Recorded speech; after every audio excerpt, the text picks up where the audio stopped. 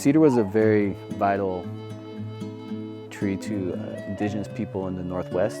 We're going to have an activity here today. We're going to be making some cedar bracelets here. So I'll go ahead and pass these around.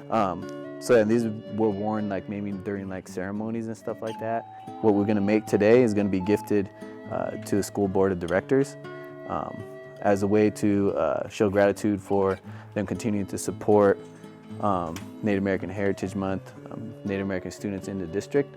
So this is the second year of Native Club at Whitford. We got started last year at the beginning of the year. One of our counselors saw the opportunity for an affinity group with students and asked me if I was interested in being a part of it and helping out, and I thought it was a really great idea. Yeah, confederacy. SLETS is a confederacy of multiple tribes, right? I've been participating in the club for about halfway through the school year last year. I heard about it by one of the counselors last year, Miss Tabor. She was the 7th grade counselor.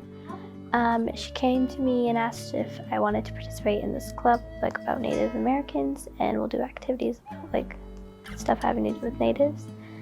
And I was really interested in it, so me and my brother both joined. Should be kind of like this. Okay.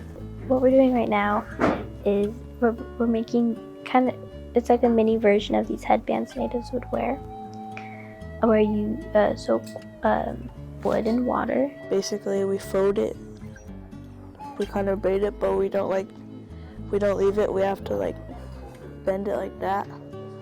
Yeah. Some things that I've learned by participating in this club have been more about natives and like kind of like the traditions they did.